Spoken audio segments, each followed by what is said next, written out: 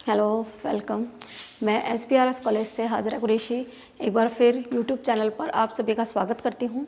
और अपना जैसा जिस श्रृंखला में चल रहा था, आपके सेकंड पेपर इकोलॉजी के थर्ड पोर्शन से अगला टॉपिक है डार्विनवाद के सिद्धांत, आलोचनाएं और नव डार्विनवाद। इसके संबंध में आपके एक क्वेश्चन आता है।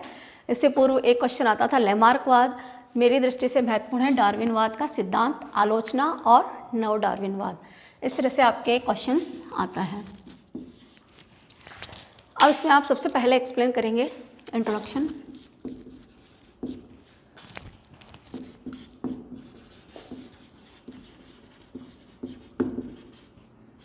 सबसे पहले परिचय में आप बताएंगे। सबसे पहले देखिए, जैव विकास की जो प्रक्रिया होती है वो सतत होती है, हमेशा और निरंतर चलने वाली है। नई नई जातियों की उत्पत्ति धीरे धीरे सतत प्रक्रम के द्वारा उत्पन्न हुई है।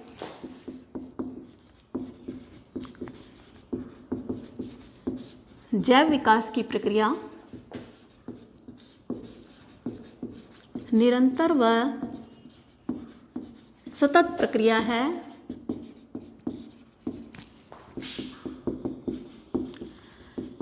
लैमार्कवाद के बाद दूसरा महत्वपूर्ण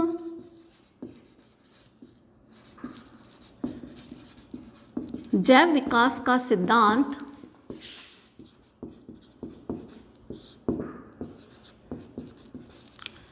डार्विन द्वारा प्रस्तुत किया गया था। अब देखिए, डार्विन कौन थे? डार्विन एक प्राकृतिक वैज्ञानिक थे। डार्विन एक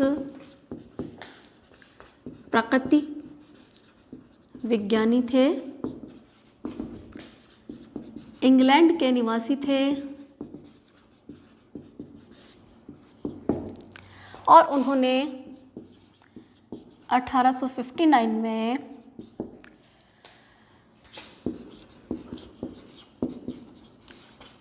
प्राकृतिक वर्ण द्वारा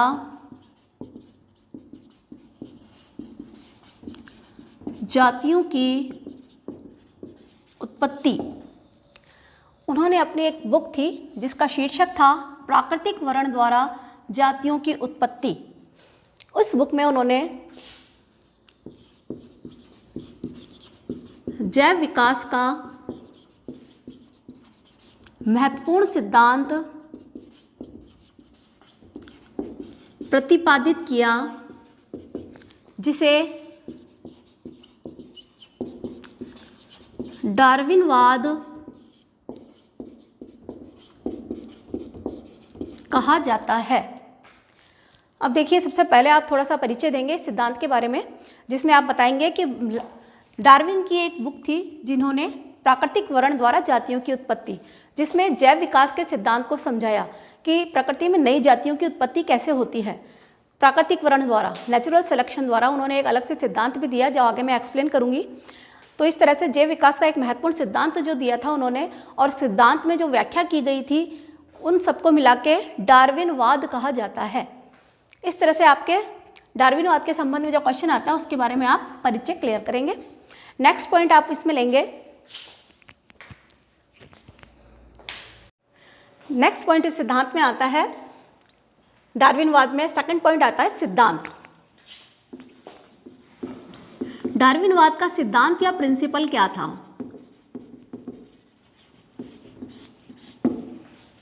देखिए, इस तरफ आइए, थोड़ा सा इस टेबल में देखिए। सिद्धांत के बारे में मैंने आपको संक्षेप में समझाते हैं। उनका सिद्धांत निम्नलिखित तथ्यों और निष्कर्षों पर आधारित था। कुछ तथ्य उन्होंने निर्धारित किए और उन्होंने उसके संबंध में कुछ निष्कर्ष निकाले। कुछ तथ्यों व निष्कर्षों पर आधारित था। अब देखिए, किस चीज पर बेस्ड था उनका सिद्धांत? सबसे पहला था तथ्य। तथ्य इस साइड में मैंने टेबल में बनाए हैं और उसके संबंध में जो निष्कर्ष है इस तरफ आपको शो हो रहे हैं। तथ्य में पहला था, प्रजनन द्वारा जंतु ज्यामितिक अनुपात में संतान उत्पन्न करता है। यानी प्रत्येक जंतु का ये जैविक गुण होता है कि वह ज्यामितिक अनुपात में संतान उत्पन्न करता है, ये उनकी जैविक क्षमता होती है। तो अब देखिए प्रत्येक जंतु ज्यामितिक अनुपात में लगातार संतान उत्पन्न करता है, लेकिन फिर भी उनकी संख्या स्थिर रहती है। तो इसके संबंध में उन्होंने निष्कर्ष निकाला कि वह सभी जंतु जितने भी वो उनमें संतान उत्पन्न हुई है उनमें प्राय जीवन संघर्ष पाया जाता है, यानी कि वो अपने जीवन के लिए संघर्ष करते हैं। अब संघर्ष किस चीज का होता है? आवास के लिए, भोजन के लिए, सुरक्षा के लिए, उसके लिए कोई सा भी कारण हो सकता है जिसके कारण वो जंतु आपस में संघर्ष करते हैं, और जो संघर्ष में जीवित रहते हैं वही जंतु जीवित रह पाते हैं, और जो संघर्ष में हार जाते हैं वो जीवन संघर्ष की दौड़ से बाहर हो जाते हैं। इसलिए उनकी संख्या क्या होती है? निश्चित बनी रहती है, यानी कि वे मर जाते हैं जो उस वातावरण के अनुकूल नहीं रह पाते हैं और जीवन संघर्ष में हार जाते हैं, इसलिए उनकी संख्या स्थिर बनी रहती है। नेक्स्ट है आपके तथ्य, उन्होंने दूसरा तथ्य बताया था जीवन संघर्ष, और सेकंड बताया विभिन्नताएं व वंशागति, यानी जीवन संघर्ष के पश्चात वह जंतु जो जीवित रह पाते हैं उनमें अलग अलग विभिन्नताएं आ जाती है, और वे विभिन्नताएं एक पीढ़ी से दूसरी पीढ़ी में वंशागत होती रहती हैं। इस तरह से उन्होंने एक तथ्य बनाया, और उसके पश्चात उन्होंने निष्कर्ष ये निकाला कि योग्यतम की उत्तरजीविता व प्राकृतिक वर्ण। तो इसका अर्थ ये होता है कि प्रकृति केवल उन जीवों को जो प्रकृति द्वारा चयन किए जाते हैं, वर्ण का अर्थ होता है यहाँ चयन, और प्रकृति केवल उन्हीं जीवों का चयन करती है जो प्रकृति के अनुकूल होते हैं और वह वातावरण के अनुसार अपने आप को ढाल लेते हैं। तो वह जीव क्या कहलाते हैं? योग्य जीव कहलाते हैं। इसलिए उन्होंने कहा योग्यतम की उत्तरजीविता, यानी कि जो जीव योग्य होते हैं वही लंबे समय तक जीवित रहते हैं। वो किसके कारण होते हैं? प्राकृतिक वर्ण द्वारा। प्रकृति खुद उन जीवों का चयन करती है जो अपने अनुसार, प्रकृति के अनुसार ढल जाते हैं, उनका चयन करती है, और योग्य जीव ही लंबे समय तक जीवित रहते हैं। नेक्स्ट आपके आता है योग्यतम की उत्तरजीविता, वातावरण की परिस्थितियों में निरंतर परिवर्तन व अनुकूलन।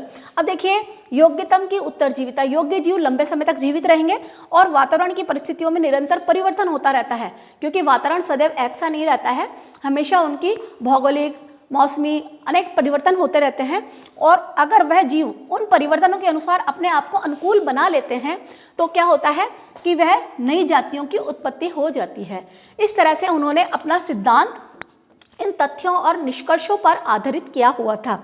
इस तरह से देखिए नई जातियों की उत्पत्ति किस प्रकार होती है कि जो लंबे समय तक योग्य और उत्तरजीवित रहते हैं उनके द्वारा लगातार उनमें जो विभिन्नताएं आती है वो वंशागत होती रहती है, एक पीढ़ी से दूसरी पीढ़ी में निरंतर उनका संचरण होता रहता है, और इस तरह से नई जातियों की उत्पत्ति होती है। इस तरह से डार्विन ने इस सिद्धांत के द्वारा इसकी व्याख्या की थी। अब ये देखिए तथ्य और निष्कर्ष पर आधारित था ये सिद्धांत। नेक्स्ट पॉइंट आपके आता है according to my table, third point आता है आपकी व्याख्या। अब देखिए इस सिद्धांत की व्याख्या जिन तथ्यों और निष्कर्षों के आधार पर, तथ्यों व निष्कर्षों के आधार पर डार्विन ने सिद्धांत की निम्न बिंदुओं के अंतर्गत व्याख्या की है।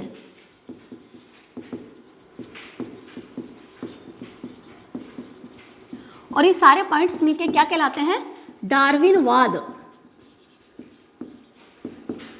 अब देखिए डार्विनवाद के मुख्य पॉइंट्स क्या थे?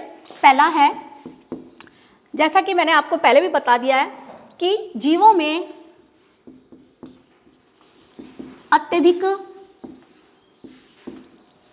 संतानोत्पन्न की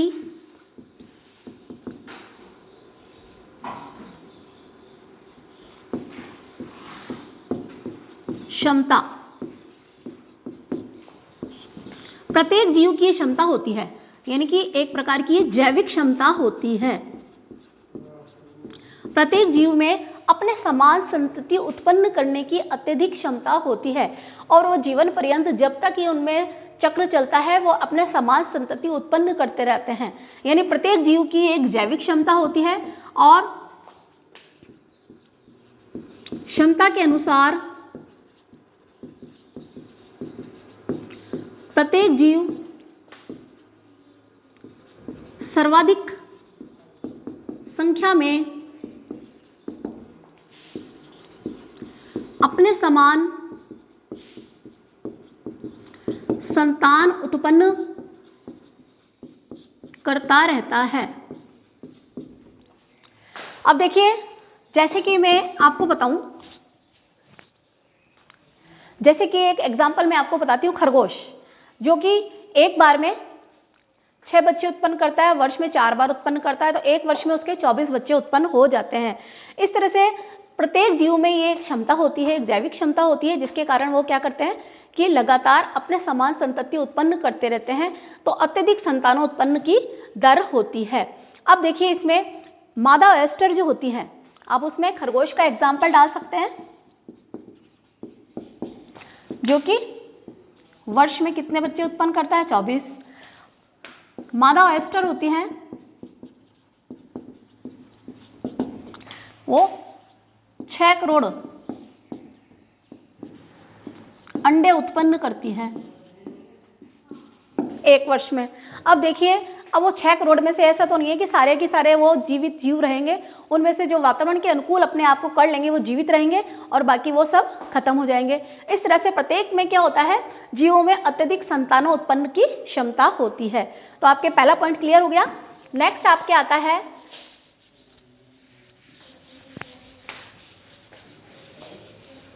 जीवन संघर्ष।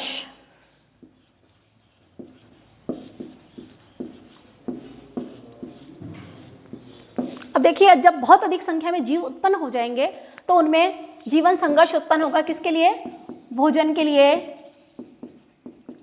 आवास के लिए, सुरक्षा के लिए।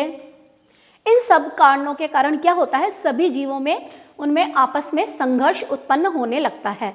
अब देखिए, संघर्ष भी 3 प्रकार का होता है, जीवन संघर्ष 3 प्रकार का होता है। पहला है अंतःजातीय, सेकंड है अंतरजातीय, और तीसरा होता है वातावरणीय।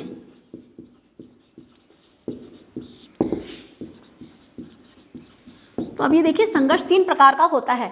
अंतःजातीय संघर्ष का अर्थ होता है कि जब संघर्ष एक ही जाति के जीवों के बीच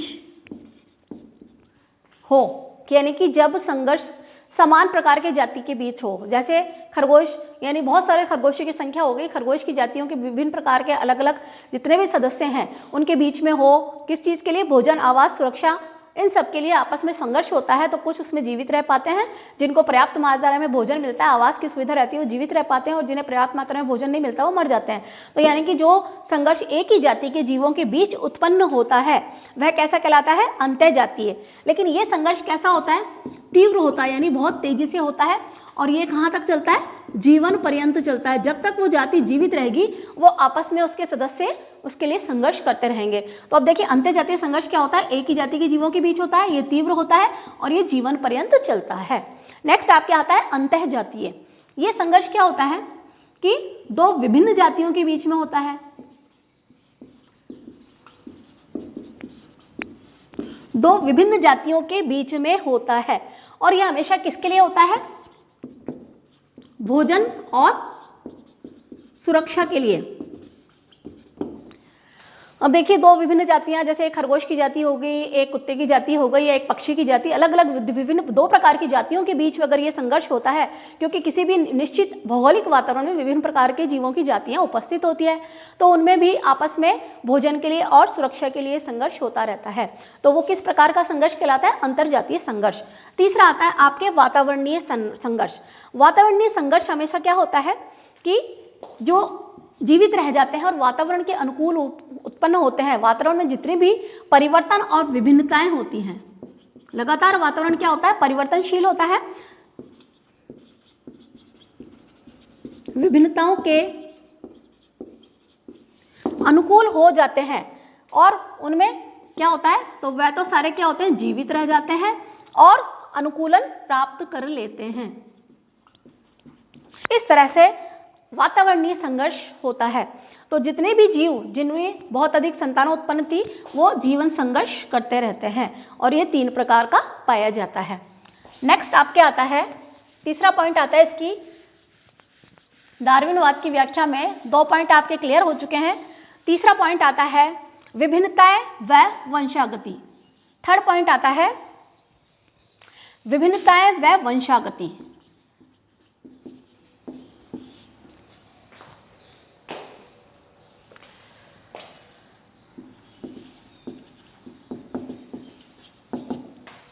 अब देखिए विभिन्नताएं और वंशागति किस प्रकार उत्पन्न होती है।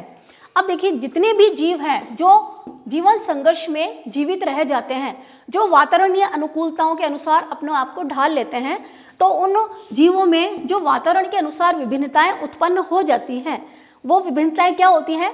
वंशागत होती है। वंशागत का अर्थ होता है एक पीढ़ी से दूसरी पीढ़ी में जाना। जीवों की एक पीढ़ी में जो विभिन्नताएं जो अर्जित कर लेते हैं वह गुणसूत्रों के माध्यम से और जीनों के माध्यम से अगली पीढ़ी में संचरित हो जाती है। इस तरह से विभिन्नताएं यानी वातावरण से अनुकूलित जीव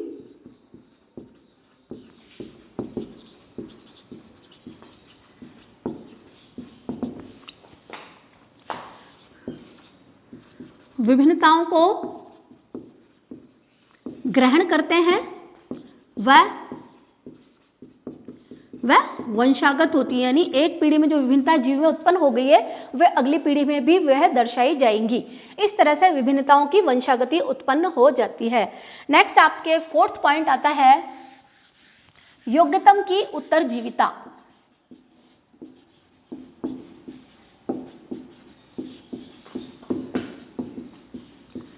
उत्तरजीविता,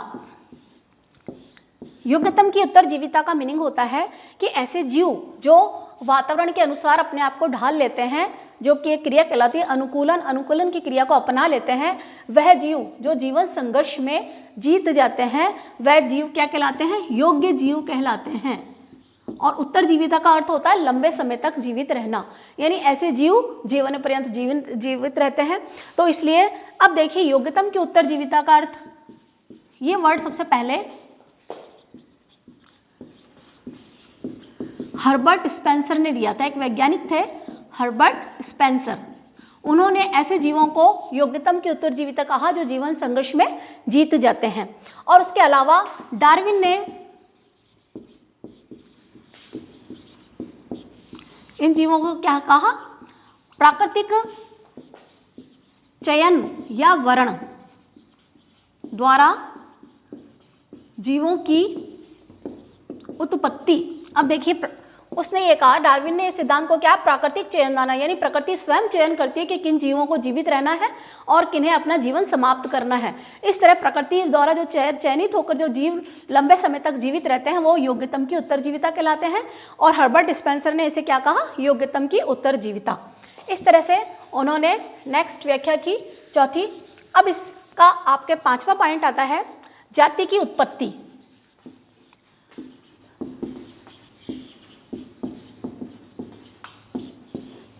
अब देखिए जातियों की उत्पत्ति कैसे होती है, यानी कि जो योग्यतम की उत्तरजीविता, जैसा कि मैंने आपको संघर्ष इस वाले टेबल में भी बताया है इसके सिद्धांत में कि नई जातियों की उत्पत्ति किस कारण से होती है?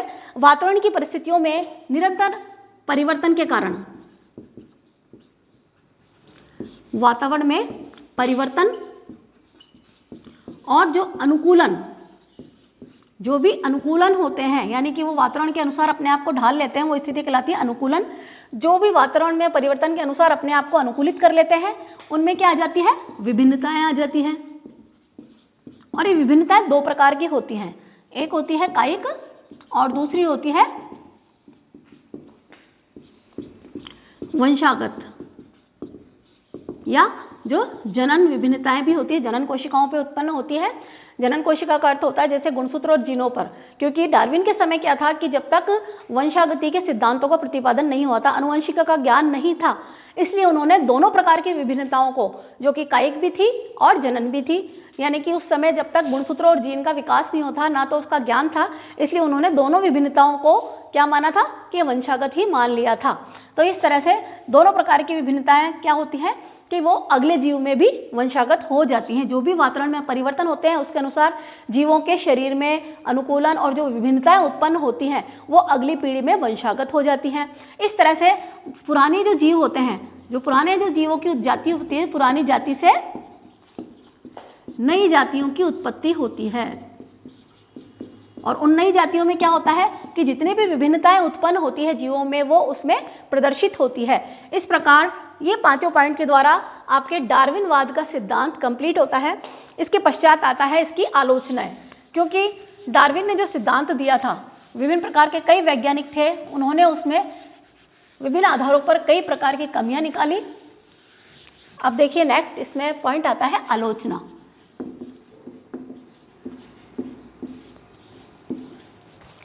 कुछ वैज्ञानिक थे जो डार्विनवाद के विरोधी थे।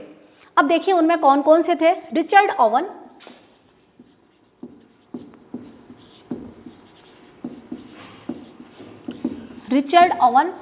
और एडम सेज्विक।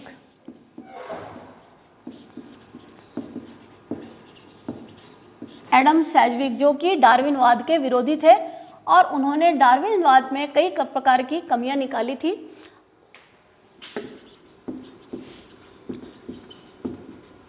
विभिन्न आधारों पर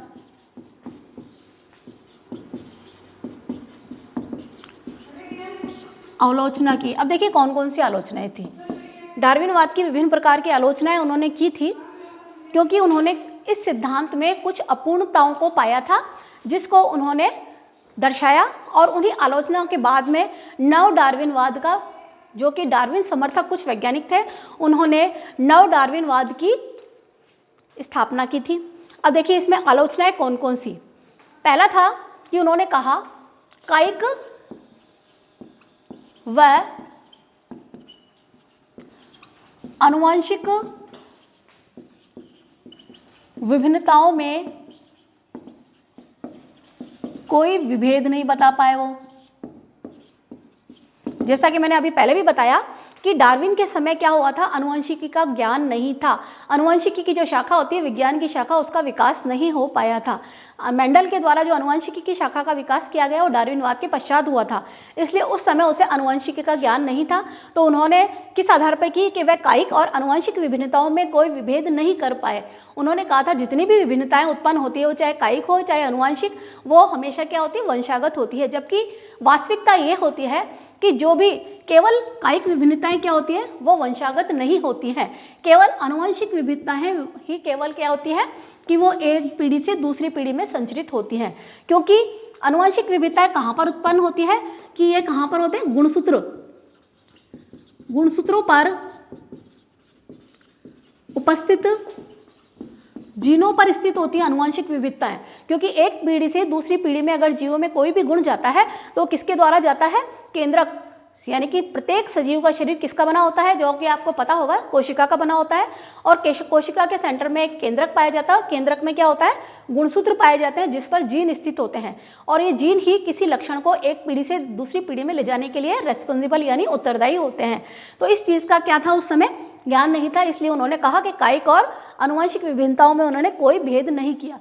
तो उन्होंने पहली आलोचना इस आधार पर दी। सेकंड आलोचना उन्होंने ये बताई कि अगर मेंडल के समय, अब देखिए उन्होंने ये बताया कि जितने भी अर्जित और कायिक विभिन्नताएं होती हैं, तो उन्होंने ये कहा कि दोनों विभिन्नताएं क्या होती हैं कि वो वंशागत होती है। जबकि उन्होंने आनुवंशिक विविधताओं के बारे में ही आगे कई प्रयोगों द्वारा सिद्ध हो चुका था कि केवल आनुवंशिक विविधताएं ही इसमें उत्पन्न होती हैं। नेक्स्ट अवशेषी अंगों के बारे में वो नहीं बता सकते। कई शरीर में क्या होता है, अवशेषी अंग होते हैं जिनका कोई भी उपयोग नहीं होता है। अवशेषी अंगों के बारे में उन्होंने कोई जानकारी नहीं दी।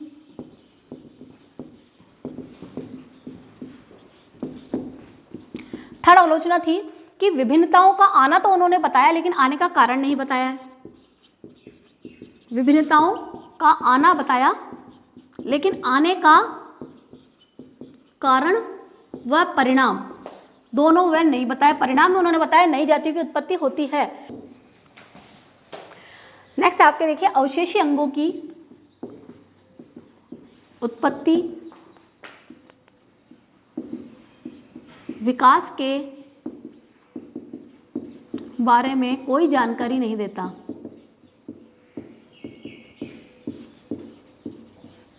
तो नेक्स्ट उन्होंने ये आलोचना की कि जितने भी अवशेषी अंग होते हैं, अवशेषी अंग वे होते हैं जो किसी भी जीव के शरीर में उपस्थित होते हैं लेकिन इनका कोई विशेष उपयोग नहीं होता।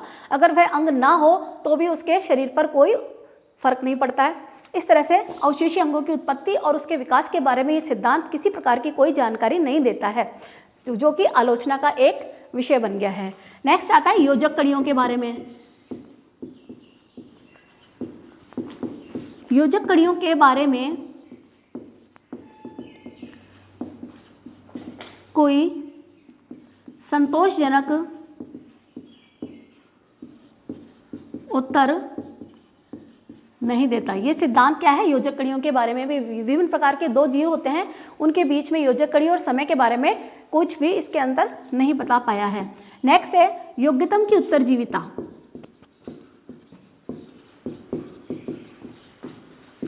योग्यतम की उत्तरजीविता के बारे में तो बताता है,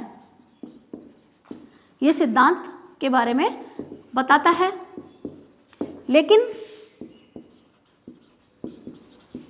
इसके आगमन के बारे में सूचित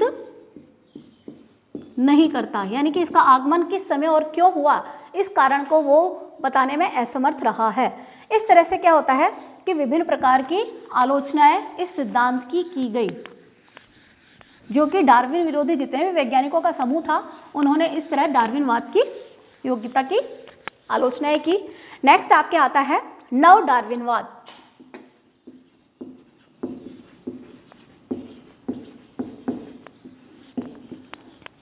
अब देखिए, डार्विनवाद की आलोचना के पश्चात डार्विन समर्थक वैज्ञानिक थे कुछ,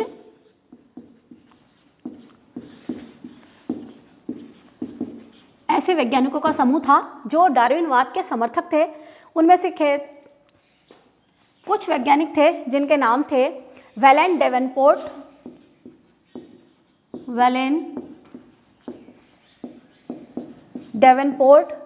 और वेल्डेन। इन वैज्ञानिकों ने क्या कहा कि उस जो डार्विनवाद था उसमें कुछ डार्विनवाद में कुछ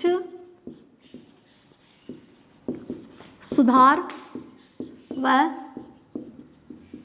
सिद्धांतों को उसमें क्या जोड़ा, जिसे कि क्या कहा जाता है? नव डार्विनवाद कहा जाता है।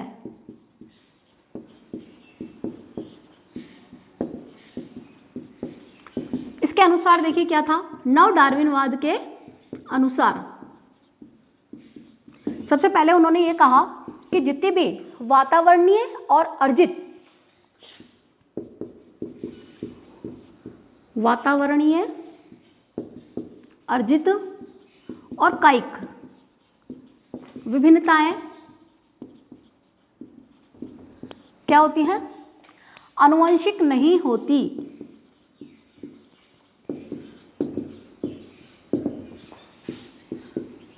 या वंशागत नहीं होती। और जैव विकास में क्या है ये धारणाएं? जैव विकास में ये धारणाएं कैसी है? महत्वहीन है। यानी कि जितनी भी अर्जित की हुई, यानी कि पहले से वातावरण की कोई जो भी विभिन्नता वातावरण के कारण हो या किसी कारण से अर्जित की गई हो या कायिक विभिन्नताएं हैं, वह आनुवंशिक यानी वंशागत नहीं होती, यानी एक पीढ़ी से दूसरी पीढ़ी में संचरित नहीं होती हैं। और जैव विकास में ये घटनाएं कैसी है? महत्वहीन है। सेकंड आएगा कि केवल वे ही विभिन्नताएं वंशागत होती हैं जो गुणसूत्रों के जीन पर स्थित होती हैं। यानी कि केवल जीनों द्वारा ही एक लक्षण से दूसरे लक्षण या एक पीढ़ी से दूसरी पीढ़ी में लक्षणों का संचरण संभव है, क्योंकि जीन ही क्या करते हैं? किसी विभिन्नता या लक्षण को नियंत्रित करते हैं। तीसरा पॉइंट उन्होंने दिया था कि जितना भी डार्विनवाद के सिद्धांत है उसके अंतर्गत उन्होंने देखिए पार्थक्य का, उत्परिवर्तन का, आनुवंशिकी का, इन सब सिद्धांतों को उसमें क्या कर दिया था? उन्होंने समावेश कर दिया था। पार्थक्य यानी आइसोलेशन, उत्परिवर्तन यानी जीवों में होने वाले अचानक परिवर्तन, इनके कारण क्या होगा? इन सिद्धांतों का समावेश करने के पश्चात उन्होंने क्या किया?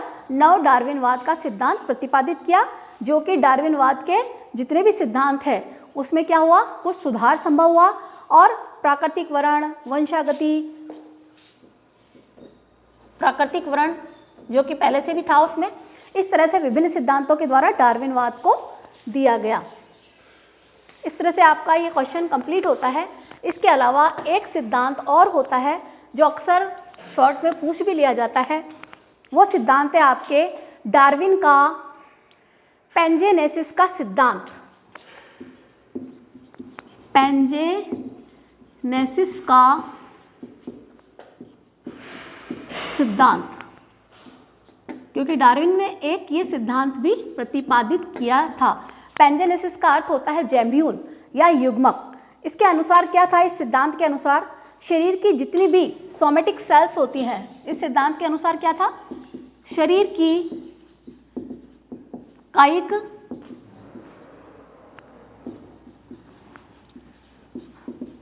कोशिकाएं, शरीर की जितनी भी कायिक कोशिकाएं होती हैं वो क्या करती हैं कि अपनी सूक्ष्म प्रतिलिपियां तैयार करती हैं। शरीर की कायिक कोशिकाएं सूक्ष्म प्रतिलिपियां तैयार कर रक्त में छोड़ती हैं। अब ये प्रतिलिपियां पता है क्या कहलाती हैं? इसको या तो जैम्यूल कहा जाता है, जैम्यूल कहते हैं, या युग्मक कहते हैं। और ये जैम्यूल क्या करते हैं? जनद अंग या गोनेड्स, जनक अंगों में जाकर युग्मकों का निर्माण करते हैं और ये युग्मक वंशागति द्वारा गुणसूत्रों व जीनों में संचरित होकर विभिन्नताएं उत्पन्न करते हैं।